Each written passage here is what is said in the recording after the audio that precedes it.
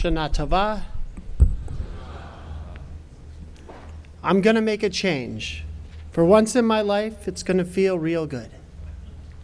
Going to make a difference, going to make it right. I'm starting with the man in the mirror. I'm asking him to change his ways. And no message could have been any clearer. If you want to make the world a better place, take a look at yourself and then make a change. Michael Jackson. Being human is complex. In order to move forward and grow the way Rosh Hashanah and Yom Kippur ask us to, we need to acknowledge that fact of complexity in ourselves in order for the personal and global refinement we long for to come to fruition. It would be easy for me to stand here at this time of year and say change. You know what and who you want to be. I could stand here and spout off cliches about repentance and growth as if it were that easy. So why is change so difficult? Because cliches are black and white, and life is gray. I was having a conversation with a friend of mine about Michael Jackson. I asked, how can one separate the person from the musician? We both find his music fun and even see a lot of layers to the person. Some of those layers are reprehensible, others are tragic, and some are even inspiring, like his music. Here is a person who was horribly flawed, who was a philanthropist, and who was an amazing musician. At the end of our conversation, my friend and I concluded that the reason we could both hold some of his actions as inexcusable while still enjoying his music is because people are complex and the world is not black and white. Consider the lyrics I read. A song filled with hope and irony. If we can learn one thing from Michael Jackson's life, it is how hard it is to actually change and how much we all yearn deep down to be able to be the type of people we want to be. I don't think Michael Jackson was ever able to live up to his own expectation of starting with himself and be, as Mahatma Gandhi said, be the change you want to see in the world. However, just because he cannot make that perfect change does not mean that we should dismiss the message of the song. Change starts with us. It starts when we take our thoughts and we turn them into actions. When we transcend ourselves and become something more than we thought we were capable of being. It is not easy and it's not always pleasant, but the results can be astounding. And more than anything else, what we learn from Michael Jackson and where we can do what he was not able is to acknowledge that slipping or even failing to be the people we want to be in one moment does not prevent us and should not prevent us from doing right in the future. People are not black and white. We are full of contradictions. Being human is complex, and in order to move forward and grow the way Rosh Hashanah and Yom Kippur ask us to, we need to acknowledge that fact of complexity in ourselves in order for the personal and global refinement we long for to come to fruition. This, to me, is the beauty of Judaism. Judaism is a religion that teaches us to embrace our nature and to not deny who we really are. There's a teaching that each of us has two inclinations, a Yetzer HaTov, a good inclination, and a Yetzer Hara, an evil inclination. We might think that a religion would teach us to banish the Yetzer Hara, the evil inclination.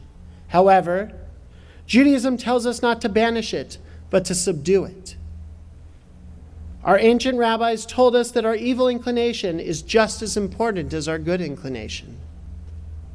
According to a midrash, the Yetzer Hara is not a demonic force that pushes a person to do evil, but rather a drive towards pleasure or property or security, which, if left unchecked, can lead to evil.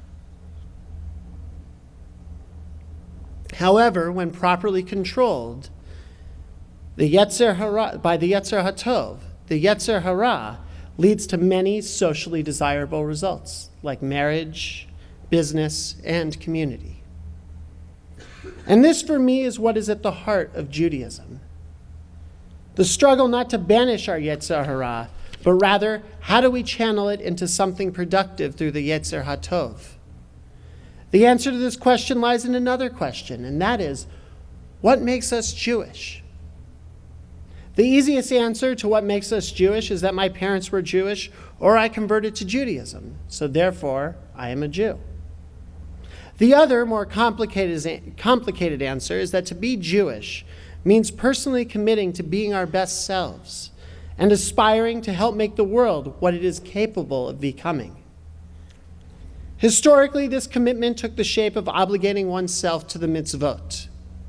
In contemporary speak, mitzvot have come to mean good deeds. However, mitzvot, actually, literally translated, means a commandment. So why does that matter?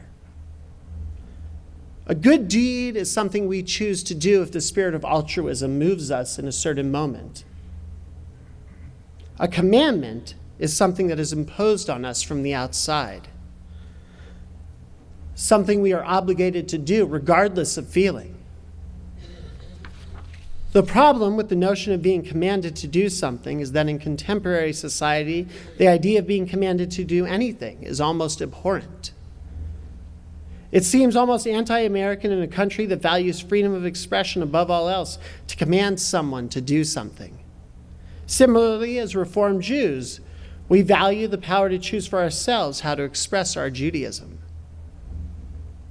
We honor and cherish the fact that one's Jewish expression might manifest itself differently for each person in this room. Being Jewish is about more than committing to do the mitzvot. It is not just a checklist of actions. Being Jewish is about understanding the ideas behind those actions. Being Jewish is committing to something greater than ourselves, be it God, our community, our family, or even committing to being our best selves. This high holidays, I want us to hold up the mirrors and ask ourselves honestly, not why we weren't more like our best selves this past year, but rather ask ourselves what is preventing us from being our best selves in the year to come. What stands in our way of becoming the people we know we are capable of being? Being human is complex. And in order to move forward and grow the way Rosh Hashanah and Yom Kippur, the Yamim Noraim, ask us to, we need to acknowledge the fact of complexity in ourselves in order for the personal and global refinement we long for to come to fruition. I think two things stand in our way of becoming the people we want to be and the people we are capable of becoming. One is an attachment to the past and past mistakes that tells us we cannot be the people we desire to become because of who we have been in the past. And the second thing that stands in our way is an attachment to the idea of perfection. This year, Harper Lee came out with Go Set a Watchman, the sequel to To Kill a Mockingbird.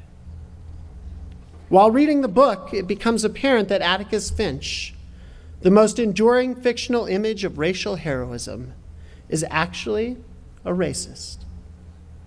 While To Kill a Mockingbird is set in the 1930s and told from the point of view of a young child named Scout about her father, Go Set a Watchman is set in the 1950s during desegregation, where a now adult Scout sees her father attending white society meetings, attempting to fight desegregation. Her perfect father is nothing more than, just like everyone else around her, a racist. This is, of course, too simple a read on a complex character. A character who reflects the complexity found in all of us. A few things need to be pointed out about Scout's realization that her father is far from the perfect paragon of virtue that she thought he was. One is that most people living in Alabama in the 1950s, at that time, were racist, and they did oppose desegregation. Second is a childhood fantasy that we never really abandon, no matter how old we get. It is the fantasy that the world is divided between black and white and good and bad. However, as we get older, we realize intellectually, of course, that the world is truly about learning to live in the gray of life and trying our best. We learn intellectually that no one, not even ourselves, are perfect. Emotionally, that's a different story. Emotionally, however, I don't think we ever really let go of that desire for things to be divided simply into happy, sad, brave, afraid, good, and bad. When we fail our own expectations, it becomes much harder to see ourselves as capable of being the people we want to be. Despite the fact that Atticus turns out to be imperfect in Scout's eyes, just like the rest of the world, this does not diminish Atticus's acts in To Kill a Mockingbird. As a matter of fact, I believe they enhance them. Here was a man who thought like all those around him, but believed in justice above all else, even more than his own opinions. He rose to an occasion and transcended himself for something greater. Judaism does not ask us to be perfect. It asks us to rise to the occasion. Atticus could have chosen not to defend Jim, the black man accused of murder, but he committed himself to making sure justice was served by defending a man for whom he had little regard. Just as Atticus chose to serve justice, though no one was making him, we too as Jews have an opportunity to serve something greater than ourselves, despite the fact that we don't feel commanded to do so. Traditional Judaism adheres to commandments, mitzvot. It is not up to us to follow the mitzvot. We are required to honor and follow them without question. However, let me offer a different approach that we as Reformed Jews might embrace. It is the Jewish concept of personal oaths or vows. Rather than being commanded to do a mitzvah, a personal oath or vow allows us to make a personal commitment to the kind of Jew we want to be and the type of relationship we want to have with God. On Yom Kippur, the Kol Nidre service is all about annulling the vows and promises we made this past year. One idea to be taken from this is vows we make can actually have a positive effect on our relationship with God, our friends, and the community, which is why we ask for them to be annulled, so that they do not count against those relationships. According to Rabbi Michael Marmer, unlike obligations that are imposed by others, vows are commitments that people take on voluntarily. Rather than view mitzvot as obligations imposed on us by God, we could see individual mitzvot as commandments, as commitments that each of us can decide after study and reflection to make or not to make. Every time we affirm a commitment taken on voluntarily, whether it is to observe Shabbat or feed the hungry or refrain from harmful speech, we remember that we are Jews who have chosen to express our Judaism by taking on commitments that reflect the values of our tradition. Our tradition takes vows seriously. Jewish tradition says words have weight, that they are real things. The words we say to ourselves are not empty or meaningless. They are real things that require action on our part. This Rosh Hashanah, I invite you to think about the vows and promises you have made. Not about the vows and promises you have made, but rather, what promises do you want to make? Who do you want to be in the year to come? How are you going to do it? What role can Temple and Judaism play in that process? This year, Temple is introducing a new online resource called the Aliyah of Belonging. It will be a way for you to experience and decide the ways the Temple can help you realize the vows you make. It will be an avenue that will showcase the many facets of Jewish life here at Temple, which allow us to deepen our connection to the community and ourselves. I invite you all in the coming weeks to be on the lookout for our Aliyah of Belonging website and to look at our brochure on your way out. Being Jewish cannot merely be a result of birth or conversion. It needs to be coupled with action. Whether that action to perform mitzvot comes from without in the form of being commanded or from within in the form of a personal vow. Being Jewish demands that we take the blessings of our birth and conversion and do something with it. What are you going to do? What kind of person do you want to be? Our Yetzer Hara will try to stand in the way and tell us we cannot be that person, that we've already gone too far down the path to change. But we need to listen to our Yetzer HaTov, which tells us we can change. Being human is complex, and in order to change the way the Yamim Noraim ask us to, we need to acknowledge that complexity and embrace it. And embrace it in ourselves in order for that personal refinement that we long for to come to fruition. We need to let go of the childish notion of perfection and embrace a way of being that allows us to grow and be our best selves. This year, start with that person in the mirror. Ask them to change their ways. Not who they are, but what they do. Because being Jewish means celebrating who you are and defining yourself by what you choose to do. There was once a rabbi named Zusia. His students came to his study and found him crying. They asked him, "Rabbi, what's wrong?" "I have discovered the question that will be asked of me in heaven," he replied. "What question could they ask you that would frighten you so?" "Rabbi, you have lived a righteous life, you have raised up students, and you will be received in the world to come." Rabbi Zusia answered his students, "I'm crying because I understand that if God will ask me, 'Zusia, why weren't you like Moses?' I'll have a ready answer. 'Lord, you didn't give me the potential you gave Moses.' And if the Almighty will ask me, 'Zusia, why weren't you more like Maimonides?' I will also have a ready answer. 'Lord, you neither gave me the gifts nor did you place in me in a position similar to Maimonides.'